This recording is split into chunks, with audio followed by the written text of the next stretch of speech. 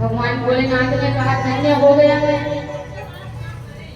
अब तक तो मैं केवल आपकी कथा को करता था, लेकिन आज स्वयं आप अपनी कथा मुझे करेंगे अपने मुखारविंद से, इसलिए आज मैं धन्य हो गया। श्री राम जी ने कहा मैं अपनी कथा नहीं, मैं माता पार्वती की कथा सुनाने आया हूँ। और माता पार्वती की दिव्य कथाएं सुनाने लगे और कहने लगे आप उनसे विवाह कर लो। तो भगवान भोलेनाथ जी ने कहा कि धन्य है प्रभु आप, जिन्होंने आपकी कथा नहीं सुनी उसकी कथा आप मुझे सुना रहे हैं। आपकी कथा नहीं सुनी मतलब एक बार की बात है, त्रेता युग की बात।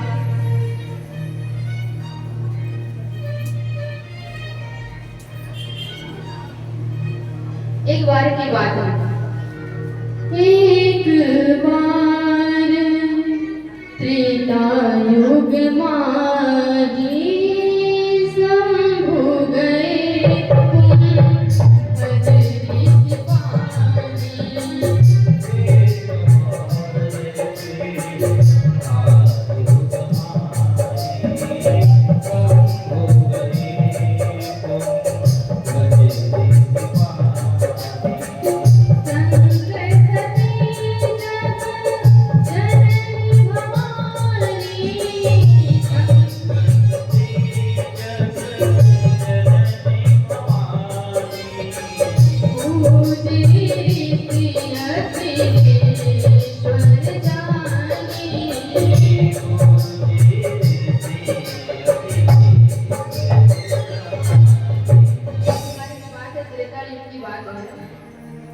राम जी की कथा श्रवण करने के लिए भगवान भोलेनाथ माता सती को लेकर गए राम कथा सुनने के लिए। और माता सती का त्याग, माता सती अपना शरीर को योगाग्नि द्वारा भस्म करने का ये एक कारण है। कारण ये है कि राम कथा जब श्रवण करने गए तो भगवान भोलेनाथ तो भूल गए कि मैं महाकाल हूँ, अपना उपाधि को छोड़ के। जब कथा करने जाओ तो आप ये ना समझो कि मैं कुछ पद में हूँ, आप ऐसा सुनने जाओ कि मैं कुछ भी नहीं, मैं एक तुच्छ आदमी हूँ, मेरे पास कुछ भी नहीं है। इस भाव से भगवान भोलेनाथ कथा सुनने आए और वही माता सती से गलती हो गई। गलती क्या हुई? संग सती जगत जननी भवानी, मतलब जगत जननी की उपाधि लेकर माता सती गई और बार बार ये सोचने लगी। जब कथा चल रहा था, अगस्त मुनि जी कथा कर रहे थे, तब माता सती नहीं सुनी। क्यों कथा नहीं सुनी? कथा नहीं सुनने का मुख्य कारण ये है कि मैं तो जगत जननी हूँ, मैं क्यों कथा सुनूं? जगत जननी की उपाधि लिए हुए बैठे हुए थे, राम कथा बिल्कुल भी नहीं सुनी। अब जैसे ही राम कथा का विश्राम हुआ, भगवान भोलेनाथ अगस्त जी महाराज को प्रणाम करके चले गए।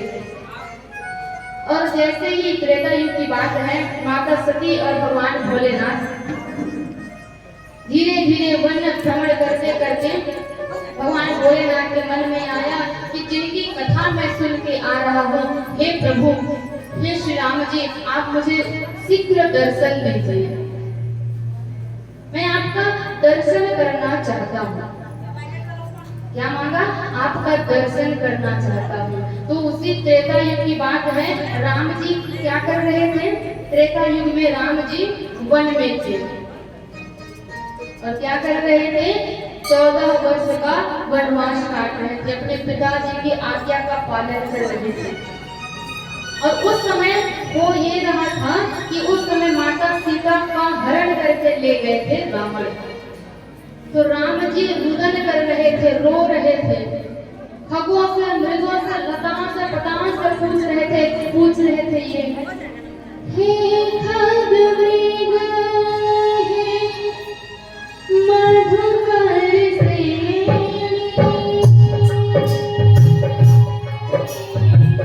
तुम देखी सीता मृग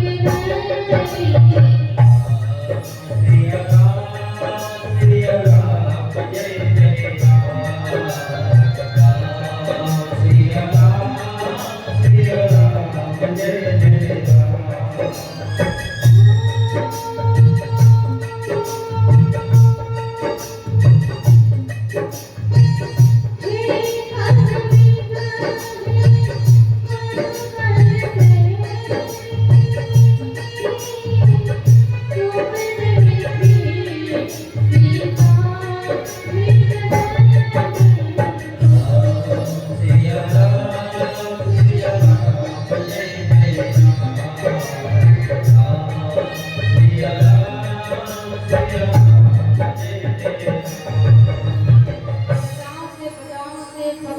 मृगों से पूछ रहे थे, राम जी रुदन कर रहे हैं और कहते हैं कि क्या तुमने मेरी प्राण वल्लभा मेरी सीते को देखा है? क्या तुमने मेरी वैदेही को देखा है? क्या तुमने कमल नैनी मृग नैनी वाली मेरी सीता को देखा है? रोते रोते रोते सभी से पूछते हुए जा रहे थे। तभी भगवान भोलेनाथ ने ये दृश्य देखा और हंसने लगे और दूर से ही प्रणाम करने लगे। जय सच्चिदानंद जगत पावन, उनको दूर से ही प्रणाम कर दिए। माता सती ने कहा कि सच्चिदानंद कहकर इस वनवासी को क्यों प्रणाम किया? आखिर ये वनवासी है कौन? कथा सुने होते माता सीता कथा, माता सती कथा को सुनी होती तो उनको ज्ञान होता कि जिनकी कथा सुन के आए हैं ये वही राघव है। लेकिन कथा नहीं सुनी, क्यों? क्योंकि अभिमान था जगत जननी बनने का, इसलिए कथा से वंचित रह गई। अब इधर कहने लगी थी वनवासी को जय सच्चिदानंद करके प्रणाम करने वाले आखिर ये है कौन? भगवान से पूछा तो कहा जिनकी हम कथा सुन के आ रहे हैं ये वही मेरे प्रभु हैं, यही मेरे इष्ट देव हैं। लेकिन माता सती को विश्वास नहीं हुआ। कहा कि मैं परीक्षण करना चाहती हूँ, मुझे विश्वास नहीं हो रहा है। भगवान भोलेनाथ ने खूब कहा कि देखो वो मेरे प्रभु हैं, उनकी परीक्षा मत लो। बड़े बड़े ज्ञानी मुनिवर जिनका ध्यान करते थे ये वही राघव है, ये वही प्रभु है जिनका हमेशा सब ध्यान करते हैं। ध्यान कौन करते हैं? मुनि धीर जोगी श्रीधर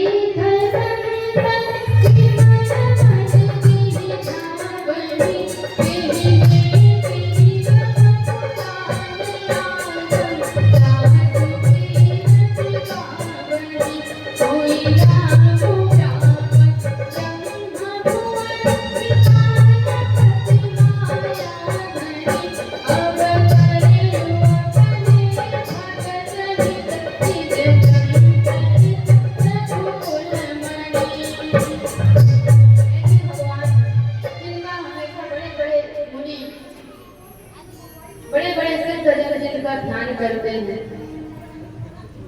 ये वही प्रभु है, मेरे इष्ट देव है, इनकी परीक्षा मत लो। लेकिन नहीं मानी माता सती और चली गई परीक्षा लेने। भगवान ने कहा देखो परीक्षा तो लेना, लेकिन विवेक और विचार से लेना, जो मन में आए ये मत कर देना, विवेक और विचार होना चाहिए। बोले ठीक है। अब चली गई परीक्षा लेने के लिए।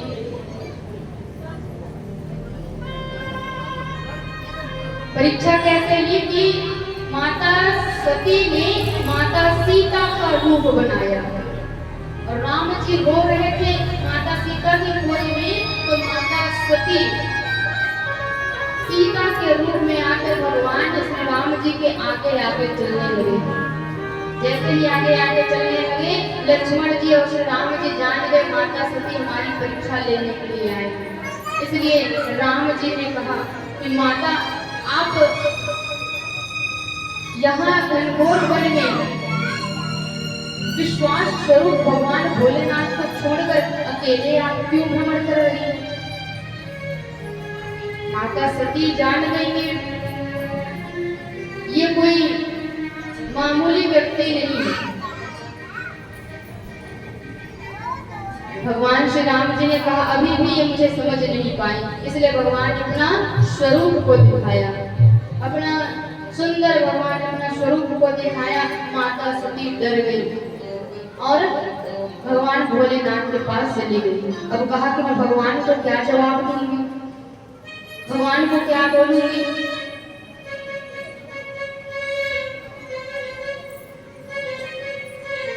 तो जैसे भगवान भोलेनाथ के पास आए तो कहा कि आपने किस विधि से परीक्षण लिया है? जरा मुझे बताइए, तो माता सती ने झूठ कहा कि नहीं मैंने परीक्षा नहीं लिया, मैंने भी दूर से आप पे जैसे दूर से प्रणाम किया, मैं जान गई वो प्रभु है, आपके इष्ट देव है, राघवेंद्र सरकार है, इसलिए मैंने भी जय सच्चिदानंद जग पावन कहकर उनको दूर से ही मैंने प्रणाम किया। प्रभु ने नेत्र बंद करके देखा, और जैसे ही प्रभु ने नेत्र बंद करके देखा और तुरंत आंख को खोला, ये मैंने क्या देखा, मेरी पत्नी सती ने मेरी माता सीता का रूप धारण कर लिया। अब यदि मैं अपनी पत्नी से प्रेम करता हूं तो ये मर्यादा का विपरीत हो जाएगा। ये इसने मेरी माता का रूप धारण किया है, इसलिए मैं इनको मैं प्रेम नहीं कर सकता। और उसी क्षण माता सती का त्याग कर दिया और 87,000 वर्ष तक तपस्या करते रहे। 87,000 वर्ष बाद जब नेत्र खोले भगवान भोलेनाथ ने, तब जाके दक्ष प्रजापति ने यज्ञ किया और उसी यज्ञ में माता सती ने अपना शरीर को त्यागा। तो इस प्रकार से भगवान जो भी करते हैं वो सब ऊपर से बन के आया है, किसके साथ क्या होना है ये सब ऊपर से निर्धारित है। माता सती की मृत्यु होना, ये सती माता ने सीता का रूप धारण किया, इसलिए भगवान भोलेनाथ ने उनका त्याग किया, इसलिए दूसरा जन्म माता पार्वती के रूप में हुआ है। तो श्री राम जी ने भगवान भोलेनाथ को कहा कि आप, मैं जिनकी कथा आपको सुनाया, मैं चाहता हूँ कि आप उनके साथ विवाह करें, आपके विवाह को मैं देखना चाहता हूँ। राम जी की बात को मान गए, कहा आपकी आज्ञा शिरोधार्य, कहा आज्ञा को शिरोधार्य करो, क्योंकि आपके सिर में, आपके सिर में गंगा माँ विराजमान है, कहीं गंगा जी के साथ वे भी प्रवाहित हो जाएंगे, इसलिए हृदय में रखो और शीघ्र मेरी मनोकामना पूर्ण करो, मैं आपका विवाह को देखना चाहता हूँ। अब इधर माता पार्वती तपस्या करती रही। भगवान भोलेनाथ ने कहा चलो जरा परीक्षा लेके देखते हैं विवाह करने योग्य है भी या नहीं। इसलिए सब ऋषियों को बुलाया और माता पार्वती जहाँ तपस्या कर रही थी वहाँ सप्त ऋषि गए। जैसे ही सप्त ऋषि गए परीक्षा लेना प्रारंभ किए कि तुम इस वन में क्या कर रही हो। माता पार्वती ने कहा मैं एक पत्थर की बेटी हूँ, इसलिए मेरा मन की बात को आप जानोगे तो आप हंसोगे, क्योंकि देखिए मैं एक पर्वत की पुत्री हूँ और मेरा मन में यह कामना है कि मैं विवाह करूंगी तो केवल भगवान भोलेनाथ से, भगवान भोलेनाथ से विवाह करने के लिए मैं तपस्या कर रही हूँ। तो सप्त ऋषियों ने परीक्षा लेते हुए कहा कि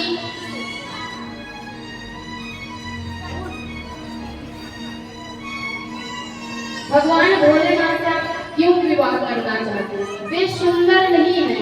अरे आप कहो तो सर्वांग सुंदर भगवान श्री विष्णु जी के साथ आपका विवाह करवा दे। कहा बिल्कुल नहीं, भले जीवन भर कुंवारी रह जाऊंगी लेकिन भगवान भोलेनाथ के अलावा किसी अन्य से विवाह नहीं कर सकते। अब सप्त ऋषियों ने अब और कुछ कहना प्रारंभ किया, कहने लगे कि भगवान विष्णु के साथ विवाह नहीं करोगे। अरे भगवान भोलेनाथ के पास रहने के लिए कोई घर नहीं है, विवाह करोगी तो कहाँ रहोगी, उनके पास कोई घर नहीं है, कहाँ वास करोगे, शमशान में तो वास करते हैं खुद। माता पार्वती कितना सुंदर जवाब देती हैं, कहती हैं देखो मेरे पति शमशान में वास करते हैं तो ये मेरे लिए सौभाग्य की बात है। सौभाग्य की बात इसलिए है क्योंकि मेरे को हमेशा पति सेवा करने को प्राप्त होगा, कभी भी घर की साफ सफाई करने की आवश्यकता नहीं होगी। एक शमशान गंदा होगा तो दूसरे शमशान में चली जाऊंगी, दूसरा शमशान गंदा होगा तो तीसरे चौथे करते करते चलते जाएंगे।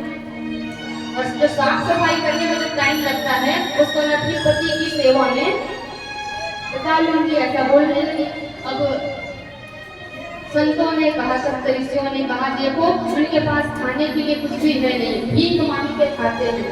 कहा तब तो और अच्छी बात है, मुझे भोजन भी बनाना नहीं पड़ेगा। अब मेरा भोजन बनाने का भी समय बच गया। अब भाई मेरे पति देव भिक्षा मांगने जाएंगे तो घर में पत्नी रहेगी, तो पत्नी के लिए भी तो कुछ बचा के लाएंगे, तो मेरे साथ कुछ खा लेंगे, मेरा पेट भर जाएगा। अच्छा हुआ मेरे को बनाना नहीं पड़ेगा, तब तो मैं और भी ज्यादा प्रार्थना करूंगी कि मेरा विवाह भगवान भोलेनाथ जी के साथ हो ही जाए। सप्तऋषियों ने कहा, इनका प्रेम तो अटूट है। अब कहने लगे कि देखो वे वस्त्र धारण नहीं करते। कहा तब तो और भी अच्छी बात है, अब मेरे को वस्त्र भी धोना नहीं पड़ेगा, इससे अच्छा और मुझे क्या चाहिए। वस्त्र धोने का समय भी बच गया, मैं पति सेवा में ही अपना जीवन को व्यतीत करूंगी। सब तरह से प्रसन्न हो गए और माता पार्वती की सुंदर भूरी भूरी प्रशंसा करते हुए भगवान भोलेनाथ के पास गए और कहने लगे कि माता पार्वती आपके साथ विवाह करने के लिए तैयार है। हमने खूब परीक्षा लिया, लेकिन सभी परीक्षा में उत्तीर्ण हो गए। आप शीघ्र हमसे विवाह कर लीजिए। तो कहा ठीक है, विवाह कर लेंगे। तो माता पार्वती की जब भूरी भूरी प्रशंसा को सुनी, तो प्रशंसा सुनते सुनते सुनते भगवान भोलेनाथ का नेत्र बंद हो गया। भगवान भोलेनाथ का नेत्र बंद हो गया मतलब उनका नेत्र बंद हो गया, मतलब वो भगवान के ध्यान में लग गए।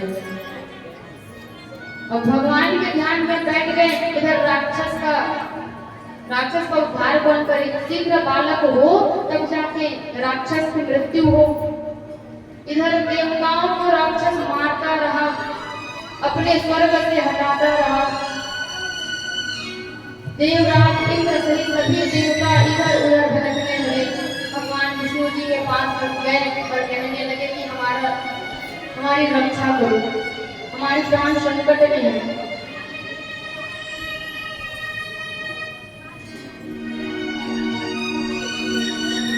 अब भगवान विष्णु भी कुछ नहीं कर सकते, क्योंकि राक्षस को कोई और नहीं बल्कि केवल और केवल भगवान भोलेनाथ का पुत्र ही मार सकता है। तो देवराज इंद्र ने भगवान भोलेनाथ को जाकर कहना चाहा कि शीघ्र आप विवाह कर लीजिए, लेकिन वे तो तपस्या में लीन है और उनको जगाए कौन। इसलिए माता पार्वती तपस्या कर रही है भगवान को पाने के लिए। इधर भगवान भोलेनाथ भी तपस्या में लीन हो गए, भगवान का ध्यान करने लगे। अब कामदेव को इंद्र बुलाते हैं और कहते हैं कि भगवान भोलेनाथ तपस्या में लीन है, भगवान भोलेनाथ तपस्या में लीन है, आप शीघ्र जाओ।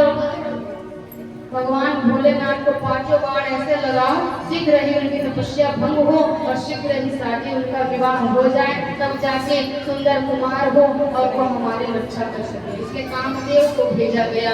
जैसे ही कामदेव भगवान भोलेनाथ के पास आते हैं, अब समय देखा, सुंदर सुंदर फूलों से सजा वहाँ सुंदर सजाई गई। अब छिप कर आम के पेड़ के पीछे छिप कर कामदेव ने भगवान भोलेनाथ के ऊपर 5 बाण मारी। जैसे ही कामदेव ने 5 बाण मारी तो भगवान का नेत्र खुल गया और थोड़े काम में विकार हो गए। लेकिन फिर सोचा नहीं मैं ऐसे काम में ऐसे आखिर क्यों हो रहा हूँ, आखिर ऐसा क्यों हो रहा है। आसपास देखने लगे तो कामदेव जी दिख गए। जैसे ही कामदेव दिखे, भगवान भोलेनाथ को आया क्रोध और अपना तीसरा नेत्र को खोला। और जैसे ही तीसरा नेत्र को खोला तो तीसरा नेत्र के खुलते ही कामदेव जलकर भस्म हो गए। कामदेव जी जलकर भस्म हो गए। माता रति रुदन करने लगी, आखिर मेरे पति ने क्या बिगाड़ा था। देवताओं की रक्षा के लिए इसने आप में कुछ बाण छोड़ दिए, लेकिन आपने तो मेरे पति को ही मार दिया। मैं अपने पति के बिना कैसे रहूंगी। रति देवी रुदन करने लगी। तब भगवान भोलेनाथ ने कहा, द्वापर में कृष्ण के ये औलाद लेकर आएंगे, तब उनसे तुम्हारा मिलना दोबारा होगा। अब इधर कामदेव के भस्म हो गए, ब्रह्मा जी आए और भगवान भोलेनाथ से कहने लगे कि हम सभी की इच्छा है कि हम आपका विवाह देखना चाहते हैं। तो भोले बाबा को याद आया कि मेरे राघवेंद्र सरकार ने भी मुझसे कहा था कि विवाह करना है, चलो अब विवाह की तैयारी करते हैं। अब सुंदर विवाह की तैयारियां होने लगी। अब विवाह के जितने भी देवता हैं सभी सुंदर सुंदर वस्त्र धारण कर रहे हैं। कोई स्वर्ण का मुकुट पहन रहा है, कोई सुंदर सुंदर पीताम्बरी पहन रहे हैं, अच्छे अच्छे वस्त्र पहन रहे हैं। और इधर भोले बाबा एकांत में बैठे हैं, क्योंकि देवता स्वार्थी हैं और महादेव परमार्थी हैं। तो देवताओं को देखो, उनका विवाह है नहीं, लेकिन स्वयं तैयार हो रहे हैं। फिर जब सभी देवता तैयार हो गए तो देखा भोले बाबा तो अभी तक तैयार हुए नहीं, भूत प्रेत जैसे बैठे हुए। तो अब क्या करें, सभी देवी देवता आ गए, देवता लोग आए और भगवान भोलेनाथ को तैयार कर। अब जैसे तैयार करने के लिए आए, कहा इनके लिए सुंदर मुकुट लाओ। इनके पास देखो मुकुट नहीं है, इतना बड़ा बड़ा जटा है इनका, सुंदर स्वर्ण का मुकुट लाओ। भगवान भोलेनाथ ने कहा बिल्कुल नहीं, मैं सोने का मुकुट नहीं पहनूंगा। देवताओं ने कहा क्यों नहीं पहनेंगे? कहा देखो सोने का मुकुट यदि मैं पहनूंगा तो देखने वालों को ईर्ष्या होगी और मैं नहीं चाहता मेरे कारण किसी को ईर्ष्या हो, इसलिए मुझे मुकुट नहीं पहनना है। मेरा जो जटा है इसी को आप लोग मुकुट बना दो, तो जटा को ही मुकुट बना दो।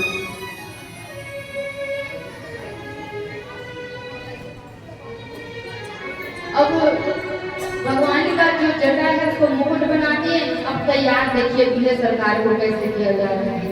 उनके कर्ण में बिच्छू को पहना दिए, गले में सर्प को पहना दिए, क्योंकि उनको हार भी नहीं पहनना था, इसलिए सर्पों की माला पहन लिए। सुंदर खड़ाऊ पहने हुए हैं, बाघांबर लपेटे हुए हैं। अब संपूर्ण तैयारी तो हो गई लगभग, लेकिन एक चीज बच गई। एक चीज क्या बची? देखिए खड़ाऊ पहन लिए, बाघांबर पहन लिए, सर्प का माला पहन लिए, बिच्छू का कर्णभार पहन लिए, लेकिन कमी रह गई तो पाउडर। कोई भी व्यक्ति बिना पाउडर का कहीं जाता है क्या? कोई भी कहीं जाए तो पाउडर लगा के जाता है। तो दूल्हे सरकार है, पाउडर तो लगाना है, तो पाउडर क्या लगाया? भगवान भोलेनाथ चिता भस्म को लगाते हैं। अच्छा, भगवान को चिता भस्म इतना प्यारा क्यों है? चिता भस्म इसलिए इतना प्यारा है उनको, क्योंकि एक बार की बात है, एक व्यक्ति मर गया। एक व्यक्ति मर गया तो उसको कंधा देने के लिए 4 व्यक्ति आए, और जैसे ही 4 व्यक्ति आए, वो 4 व्यक्ति जीवन में कभी भी भगवान का नाम नहीं लिए। ऐसे पापी व्यक्ति लोग कंधे दिए, और उस दिन पहली बार उन्होंने राम नाम सत्य है, राम नाम सत्य है का नारा लगाया। भगवान भोलेनाथ ने कहा धन्य हो ये इंसान, ये तो खुद मर गया, इसके कारण कम से कम 4 पापी व्यक्ति ने राम नाम को सत्य, राम नाम को तो कम से कम गाया। अब कहा कि मेरे गलती है तो मैं इन्हीं के साथ जाऊंगा। अब जिसकी मृत्यु हो गई है, 4 कहार लेकर उनके पीछे पीछे चल रहे हैं। भगवान भोलेनाथ उनके साथ राम नाम सत्य है, राम नाम सत्य है करके उनके पीछे पीछे पीछे चलते जा रहे हैं। और जैसे ही जिसकी मृत्यु हो चुकी थी, उसको जैसे ही अंतिम संस्कार के लिए जैसे ही आग से जलाई, तब वही 4 लोगों ने क्या कहना प्रारंभ किया? अरे इसको मरना ही था तो संडे को मरता, आज ही मेरी नौकरी लगी है, आज ही मैं अपनी नौकरी छोड़ के आया हूँ, संडे को मरता तो ठीक होगा। भगवान ने कहा ये कैसे करते, मरने का भी कोई दिन होता है क्या? अब एक व्यक्ति ने कहा अरे आजकल लीडर मिलता नहीं है, लोग ले दे के काम करवाने के लिए 2-4 मिले थे, लेकिन ये मर गए सुन के मैं यहाँ आ गया तो काम रुक गया। अब काम धाम रुक गया है। इसके कारण सभी वो मृत व्यक्ति को गालियां देने लगे, इसको अभी मरना था, अरे 2-4 दिन बाद मर जाता, सब लोग बोलने लगे। भगवान ने कहा ये लोग कैसे व्यक्ति हैं, और जिसकी मृत्यु हुई थी, जो आग में जलाया गया था, उसी के पास भगवान भोलेनाथ चले गए और कहने लगे धन्य हो तुम, तुम्हारे कारण कम से कम 4 लोगों ने भगवान श्री राम मेरे इष्ट देव का नाम सुन लिया, तो तुम धन्य हो। इसलिए जो जिसको जलाया गया था, जिसकी मृत्यु हो गई थी, उसका जो राख था, जो चिता भस्म था, उसी चिता भस्म को संपूर्ण शरीर में भगवान ने लगाया। इसलिए क्या कहते हैं, चिता भस्मांग लेपो गरलवसनम द्विपटधरो जटाधारी कंठे भुजगपतिहारी पशुपति, भगवान को कहा जाता है। तो सुंदर उसको चिता भस्म लगाया गया। अब कहा कोई वीआईपी सी कोई गाड़ी मंगाओ, वीआईपी सी कोई गाड़ी मंगाओ। भगवान ने कहा देखो जीवन पर्यंत मैंने अपने नंदी में सवारी की, आज मेरा विवाह का समय आया, शुभ समय आया, कि मैं अपने साथी को, अपने वाहन को कैसे छोड़ सकता हूँ, इसलिए तो मैं नंदी में ही बैठकर जाऊंगा। अब उनका जो स्वरूप था चिता भस्म, जो चिता था उसको पूरा भस्म को लगाए हुए थे, भूत प्रेत जैसे दिख रहे थे। सभी देवता उनके साथ चलने में उनको शर्म आ रही थे, सब अलग अलग होकर चल रहे थे। सर्वप्रथम इंद्र चल रहा है अपने साथियों के साथ, फिर भगवान श्री नारायण चल रहे हैं अपने साथियों के साथ, तो भगवान भोलेनाथ अकेले हो गए। इसलिए भगवान भोलेनाथ के साथ कौन चलने आया, भूत प्रेत। जहाँ जहाँ विश्व से पूरा भूत प्रेत को बुलाया गया और बारात में शामिल किया, क्योंकि वे कोई भूत प्रेत नहीं है, वे नौधा भक्ति हैं। नौधा भक्ति का मतलब हो मुखहीन विपुल